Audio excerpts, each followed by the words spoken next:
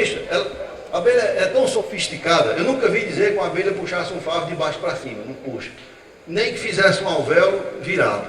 É sempre aqui e desce. Ela tem um pelo no cangote, é o prumo. Corta aquele pelo. Ela puxa tudo doido o favo. Um prumo. Para poder o favo descer reto. Não importa que o galho seja assim. Elas começam a puxar e alinham tudo bem direitinho. Esse prumo. Ô bicho danado. Eu testei também, em janelas. Em janelas morre mais abelha do que em buracos. Então, buraco. Você pega um cano de 50, afia a borda, pega um isopor, compra, joga dentro. Passa aí para você ver quando tem mais tempo de uso. Essa tela de galinha é porque eu dou minhas terras com as pessoas que quando eu não tinha terra, eles me davam as terras para eu botar abelhas. Então, enquanto eu não criar bicho de chifre, os pastos são deles. E uma vaca de um chupo toma isso aqui. É para as vacas não tomar. Esse pau aqui, se você não botar, os bichos da noite, os caçacos, não sei se você chama de mucura, saruê, né? Os bichos da noite caem, vem tomar água, cai e não consegue sair, a água apodrece.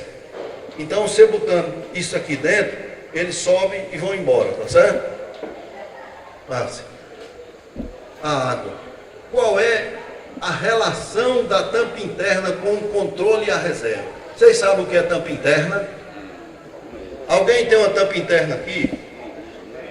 Tem. Arranja ali, por favor. Vai passando aí. Isso aqui foi assim, eu estava lá na universidade, fui lá falar com o Breno umas coisas, e a sala, o ambiente lá do professor Breno, rapaz, pesado, uma tristeza, saíram duas magrelas lá de dentro, muito triste. Eu digo, Breno, o que é que está havendo? Aí ele disse, rapaz, é a quarta empresa que prometeu para essas meninas que iam recebê-las para fazer as teses de mestrado lá. E a última ligou agora e disse que não dá, porque 2012 é um ano muito seco, e elas só têm até fevereiro para defender, senão são jubiladas. Eu sou muito besta, sabe? Eu digo, Brenda, essas meninas têm coragem para trabalhar? Aí ele disse, rapaz, tem. Eu digo, eu tenho duas ideias para desenvolver. Ele correu, abriu a porta e gritou no corredor, lá vem as duas. Eu digo, olha, tem duas coisas lá que eu quero cientificar. Agora, se preparem, porque vocês vão sofrer. Não é brincadeira não, vocês vão fazer lá. Não, a gente vai. A Nayane resolveu tirar a prova, qual é a influência da tampa interna na otimização do consumo da reserva das abelhas. Ou seja, eu tendo comércio sem tampa e com tampa interna, e tiver uma quantidade de reserva, onde é que a reserva se acaba mais rápido? Entendeu? Porque o único fator que iria variar era essa tampa interna. Passe. Nós escolhemos apiário. Vocês estão vendo como é que está a caatinga nessa época, né? Isso aqui foi um ano horroroso de seca e ainda é no período seco, né? Além do ano, passe. Adquirimos os dataloggers, que é um equipamento que a gente pendurava no centro da colmeia, e ele registra minuto a minuto a temperatura interna de uma colmeia, noite e dia. E ainda colocamos, passe aí, passe. Colocamos uma no exterior para eu comparar a temperatura do exterior com a interna. Vai passando. Olha, peraí. Ó. Começa com tampa. Se é verdade que elas buscavam água refrigerável, eu queria saber se começa com tampa interna tinha uma intensidade de refrigeração menor do que sem tampa, entenderam? Menor do que sem tampa. E aí eu instalei aqueles papeizinhos, porque quando elas refrigerassem, era normal que eles começassem a acusar o vento saindo. E botei uns pedaços de régua, que de cima a gente fotografava e via quantos milímetros ele se afastava para ver a intensidade. Clique aqui primeiro, ó. Olhe esse papel aqui, as abelhas refrigerando. Tá vendo como chega, levanta? Olha, o que é esse vento saindo aí de dentro, olha? a refrigeração da colmeia, né? Ó. E vocês estão vendo que o sol está a pino, né? Ó. Pela sombra. Não é assim?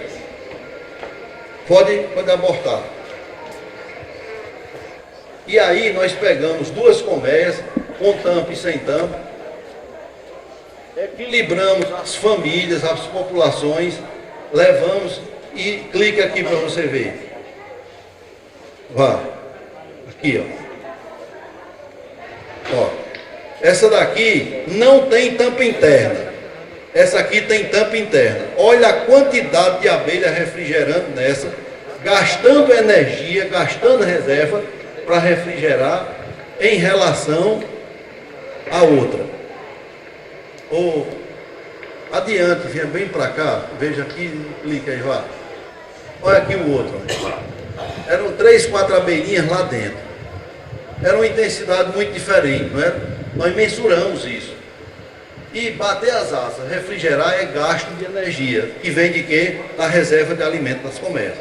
Passe. Acabe isso aí. Pronto, agora passe.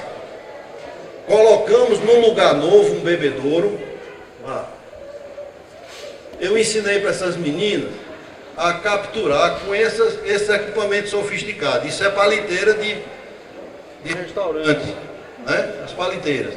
Quando pousava na água, eu mandava ela pegar a abelha, botava com essas garrafinhas de gelo. 6 minutos depois, esfria, as abelhas entram em latência, né? Elas dormem.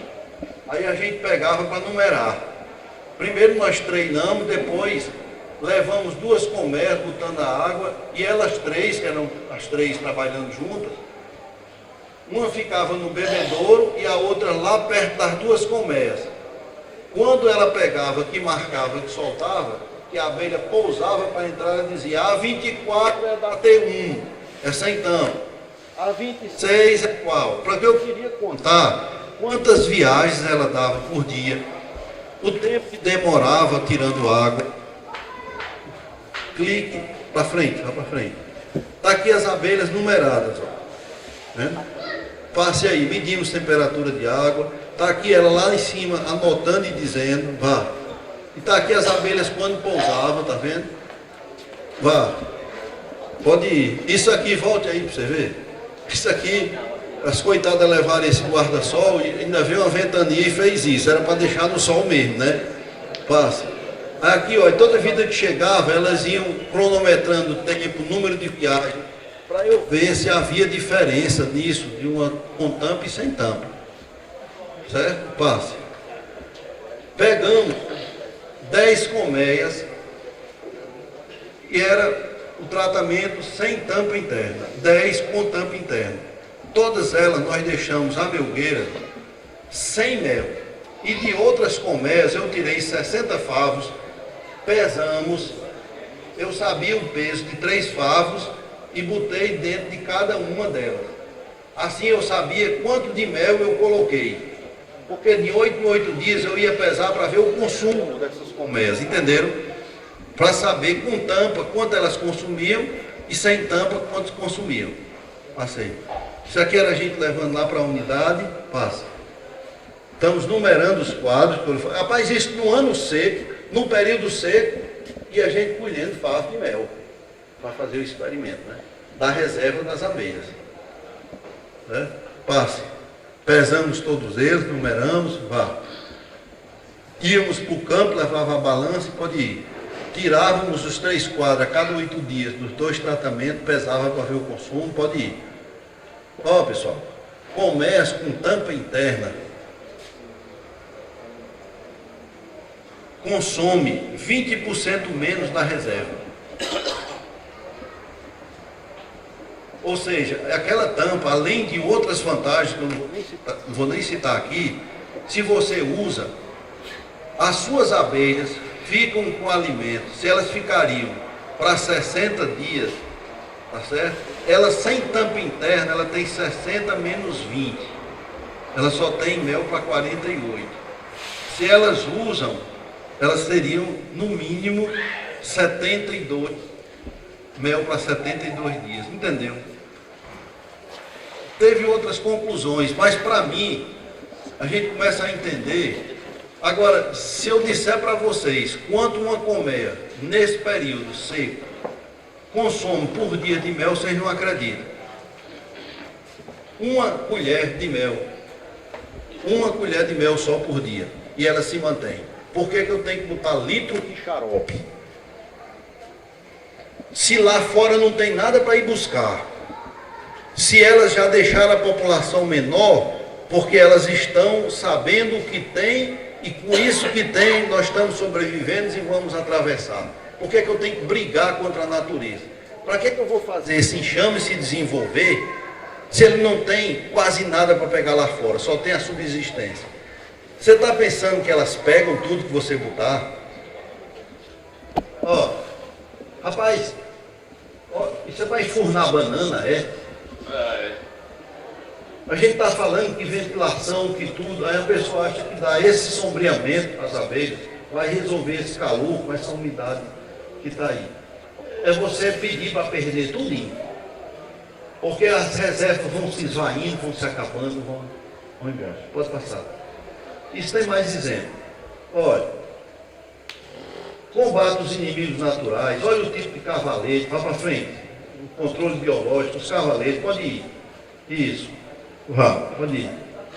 Pronto. Passa, pode passar. Pronto. Oi?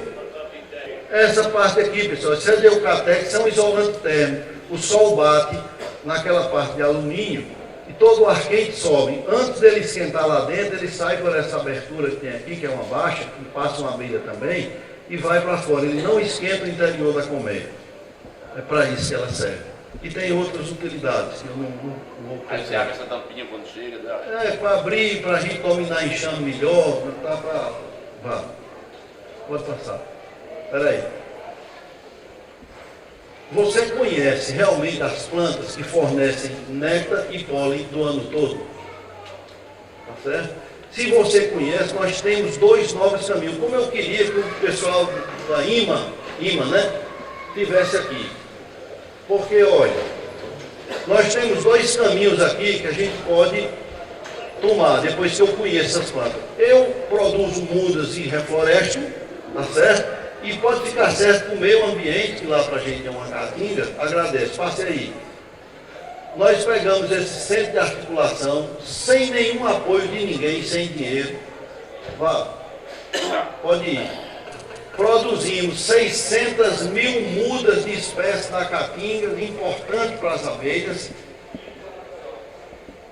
no intervalo de 4 anos. Agora, não foi dando as mudas, os produtores não, foi ensinando a fazer as mudas e fazendo com eles os adjuntos. Vocês sabem o que é isso? Adjunto de homem.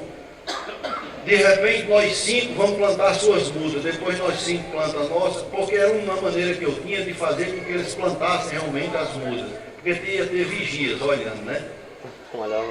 Então eles produziram, eles enterraram. Hoje tem pessoas que vendem estacas de sabiá, né? Porque o sabiá, num certo período, o pólen dele tem 74% de proteína. Não é à toa que as abelhas desenvolvem na florada de sabiá de uma forma fantástica. É lá onde a gente divide 4 vezes. Eu tenho plantios de sabiá, tá certo? Passa. Tudo isso aqui foi em função do que eu conhecia das plantas que eram importantes e que os meninos aqui dos Ferreira começaram a distribuir sementes e que cada apicultor enterre uma semente, enterra a semente com plantas que vocês já sabem que são importantes que a abelha pega. Eu estou às vezes na mata, encontro um pé de caju no meio da mata e chupo um caju daquele pé. O meu dever é, ao me afastar dele, com o calcanhar da bota, eu cavo um buraco, boto aquela castanha e enterro. Ele só está me pedindo que eu propague a semente. Por que nós não podemos fazer isso? As umuranas de espinho, que os meliponídeos adoram para nidificar, você sabe como é que a gente propaga aquilo? Você corta um galho e encosta uma cerca, ele pega. Daqui uns anos, é cheio de pé de umburana nos pés da cerca que você cortou um galho e encostou, Não precisa nem enterrar. Ele pega. Propague. Pode passar. A capacidade de suporte da área. Quantas colmeias você tem por área? Olha, a gente usa 25 ou 30. Vocês acham que em 5 anos de seca, eu vou deixar as mesmas 25 ou 30 que eu deixava nos anos normais, que só tinha os 6, 8 meses de... Não, nossos apiários hoje são 12, 15 colmeias no máximo. Quando voltar tudo a ser normal, eu repovoo com as 25, 30. Nem que a 200 metros eu boto as outras 10, 12. Porque eu faço uma analogia que um prato de comida não dá para mim e sobra. Eu convido aqui o meu amigo, o irmão do Zelezinho. Os dois comem, a gente divide o bife, né? Ainda dá para aguentar. Aí eu pego e convido o Reginaldo. Os 3 ficam com fome. O prato não dá para 3. O prato que você bota as suas abelhas, para quantas colmeias dá? Lá para a gente são de 25 a 30. Nos períodos desse seco, de 5 anos, é 12 no máximo, 15. Vocês concordam que é como se eu dissesse, fique com esse prato, vamos procurar outro para vocês ali, não é?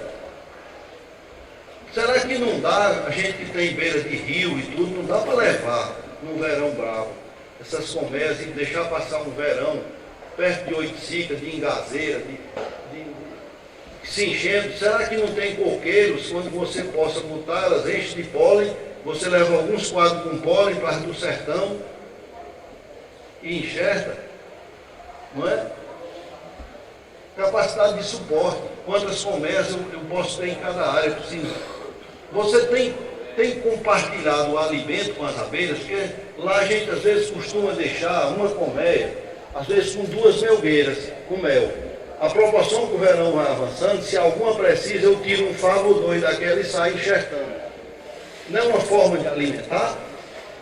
Não é? A cata de mel, aquela última cata de mel que tinha aquele resto, que você colhe ainda, dizendo que o tempo é tão quente que mesmo aberto está maduro e não está. Por que você não deixa isso como reserva? É? Pode passar, isso aqui eu já falei, espera aí. Vamos colher pólen no período de alta coleta. Pode tirar uma vez por semana que não atrapalha a produção de mel não. E guarde e devolva para as abelhas no verão. Antes da gente ter outras técnicas, nós costumávamos que você abre as colmeias nesse período, bom, tem favo que é quase só pólen, cheinho. A gente pegava esses favos e guardava numa geladeira. E só devolvia naquele período mais crítico do ano. E era pão de abelha, não era mais nem pólen, porque pólen é o que ela tira. Quando ela passa saliva, mel e armazena, aquilo ali, a saliva e o mel vai reagindo, vai quebrando as ligações químicas, vai fazendo uma pré-digestão. É um alimento mais rico do que o pólen que ela trouxe. Por isso que as abelhas armazenam pólen. Por isso que elas não chegam e comem logo e saem. Elas vão armazenando para ele maturar, para depois raspar e transformar nos alimentos que elas precisam.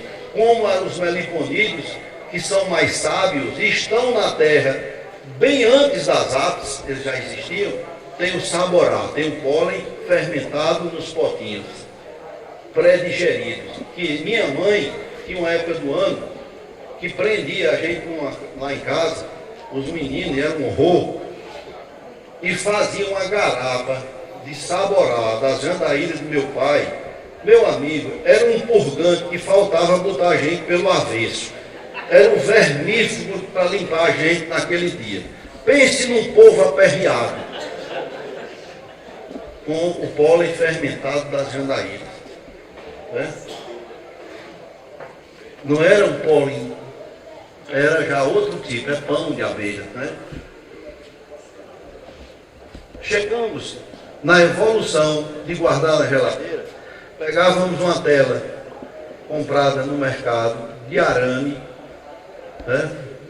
Espaço de 2 milímetros da tela, fazíamos uma camisa fechávamos os favos que tinham pólen e deixava dentro da própria colmeia. Só liberava isso no período crítico. Tirava essa camisa e estava liberado o pólen. As abelhas mantinham temperatura, não criavam mofo e ficava guardado dentro da própria colmeia. Né? Passa. Pode passar. Aqui a gente está. Pode ir. Essa suplementação é realmente necessária, né? Vamos oferecer o alimento natural? Passe aí. Bom, é outra coisa. A Jurema, dos 6 meses, em 5, ela era quem dava a ração proteica. E nós descobrimos que essa planta reagia quando a gente dava um choque nela com água no tronco. Né? Aí essa Nadine, nós fizemos uma tese, nós orientamos, fomos co-orientador, que elas fizeram lá, e foi o seguinte: primeiramente nós escolhemos uma área 12 pés de Jurema, 3 que não botaríamos água, 3 com 250 litros, 3 com 500, 3 com 700, 3 com 1000. Aguava, ia ver qual era o período que florescia, qual a quantidade d'água. O interessante é que eu mandei elas marcar as juremas com os tratamentos, né? 0,250, e eu vi elas colocando papel nos pés de jurema. E eu vi umas vacas, e essas vacas vão comer esses papéis. Ora, não deu outro. No outro dia que eu cheguei, eu disse: vocês já foram ver o experimento? Já. Tá tudo bem? Tá não, pessoal. O que foi? As vacas comeram os papéis. Eu sabia. Vaca com papel, viu? Vocês tenham cuidado. Mas eu pego aquelas pedras de calçamento, uns paralelepípedos. Aí vocês tomam uma vez só, né? Hein? Só uma vez. Pinte com os tratamentos. Não pinte as pedras de verde, que elas vão roer.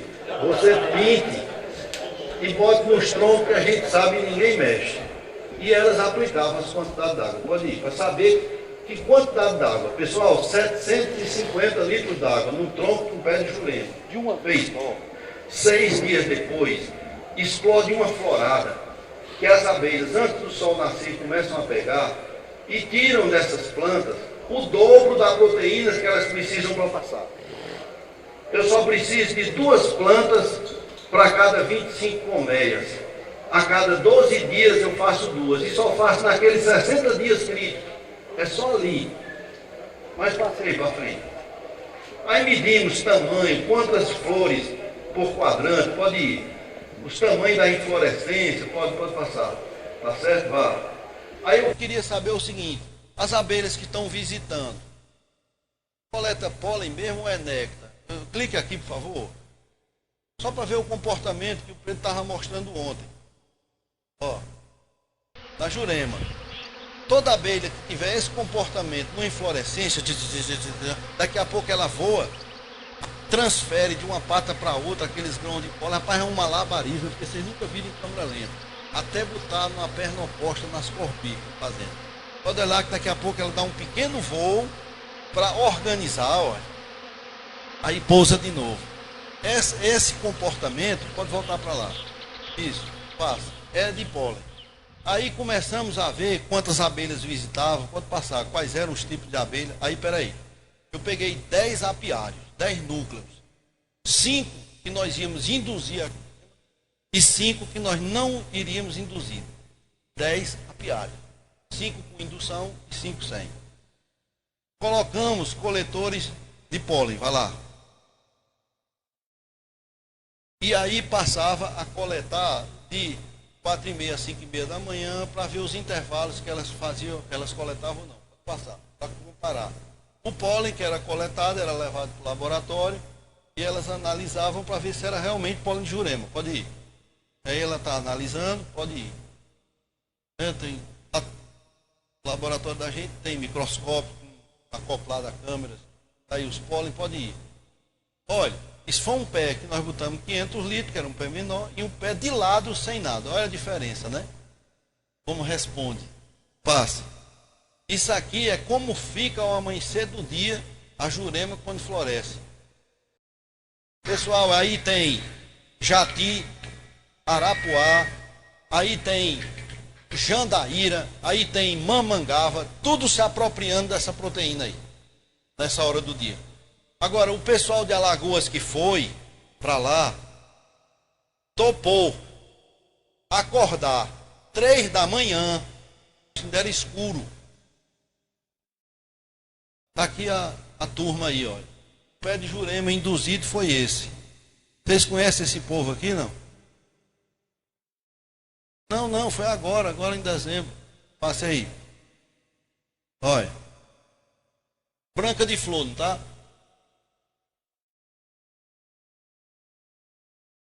Passe aí. Ó, pessoal, pode clicar aí. Nós temos um animal que tolera esse tipo de ambiente, que não adoece, tá certo? Que me dá 40 quilos de mel de média por comer ano e pode chegar a muito mais que isso. Eu tenho apicultores na minha região que têm produtividade melhor que a minha, porque se ficam muito mais. Né? Tem sim. Vá.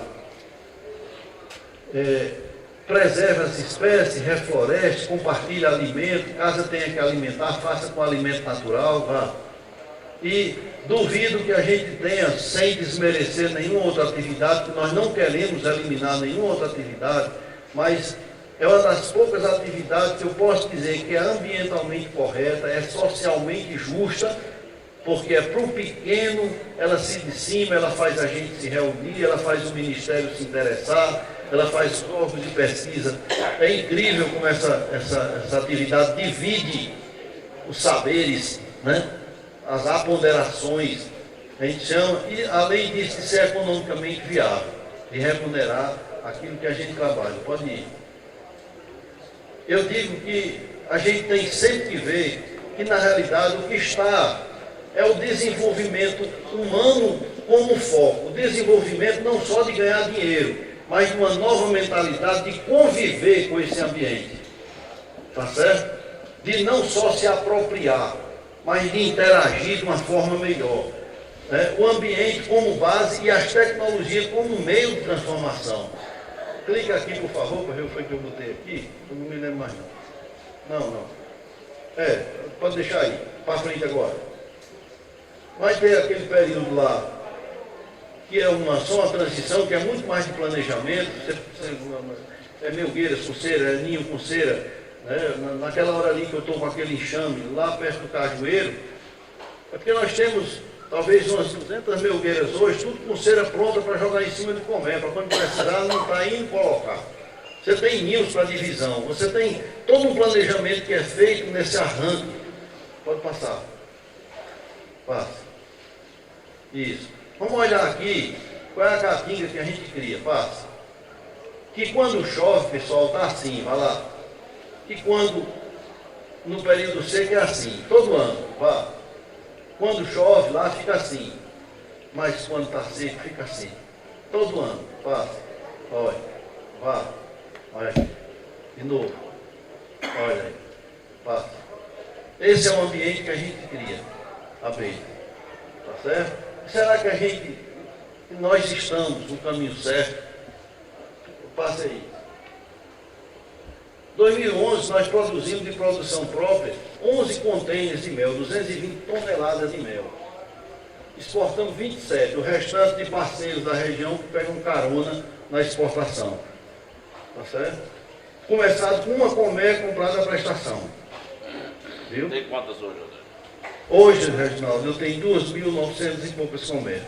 Já eu chego nas 3.604 que compõem o Aquela Altamira. Tá certo? Passa. Que produz própolis hoje da Caatinga, a quantidade que tiver vende, tudo selecionado, orgânico, mel, a própolis e a cera, passei aí. Que é isso aqui que vocês estão vendo, que a gente tem de reserva, né? Pode passar. Eu vejo que na região de vocês, que é bem diferente aqui da região Lagoas, do litoral, a escassez de água, né? E ainda hoje eu não sei qual é a água, a qualidade da água ideal para a abelha. Por exemplo, quando falta água na sua região, você abastece seus crianças com que tipo de água?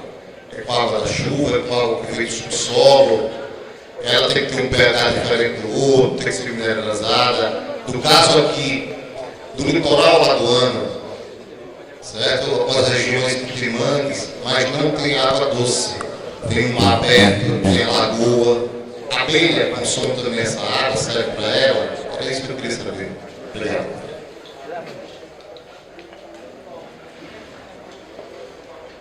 Pessoal, a dificuldade da água, lá onde a gente tem até o entreposto, a água está a 72 metros de profundidade, vem um pouquinho salgada. Não dá. Até para as vacas que o pessoal bota, ela bebe, mas no fim vai, como que diz, oh meu Deus, oh coisa ruim, porque você não tem outro sal alto. De poço de 72 metros. Então a gente vai buscar, se tiver um açude, pega no açude. Se não tiver no açude, você pega de uma cacimba, de um rio, da rede d'água se você tiver. Porque a abelha, ela não usa água para composição de alimento, é para refrigeração da colmeia. Então, se tivesse mineral e a gente pudesse botar, estava boa. Não tendo, vai com a água, não precisa ser tratada como para consumo humano. É uma água para refrigeração. Ela evapora, ela sai com o calor de dentro da colmeia. Não, aí a água salgada do mar não. Mas eu duvido muito que no litoral desse a gente não possa, a cada 15 dias, botar 200 litros d'água boa, da lagoa, do Cacimbão. Não, mas aí é um salobro que a abelha pode pegar, porque a abelha pega a água capilar. Os nossos açudes, quando estão secando, o teor de sal da água vai aumentando, porque ele vai concentrando. E mesmo assim, você vê nas pedras, ela não pega direto na água, ela pega a água capilar entre as pedras que vem sem sal. Ela sabe sugar isso, né? Então, a água não é um fator que nos impeça, porque é tão pouca que a gente bota bastante indivíduo que dá para abastecer. Eu faço a defesa desse ambiente, faço a defesa das rainhas que nós temos, do campesino que está, que se a gente fala que uns não fazem o dever de casa, eu falo de muitos que fazem o dever de casa e prosperam, que têm vontade, o que muitas vezes falta é animação. Né? E eu peço a permissão do João Paraibano, que Deus o tenha, que faleceu, para mudar um pouquinho o verso dele e dizer o seguinte: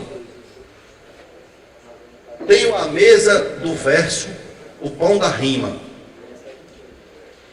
vou cantar e defender meu Nordeste até a morte. E quando Deus mandar o seu transporte, convidando para ir para outro clima, quero o túmulo com minha cruz em cima, da cidade menor do interior. E se um dia reencarnado for, outro berço não me dê que eu não aceito, obrigado, meu Deus, por ter me feito nordestino, poeta e apicultor. Vocês conhecem?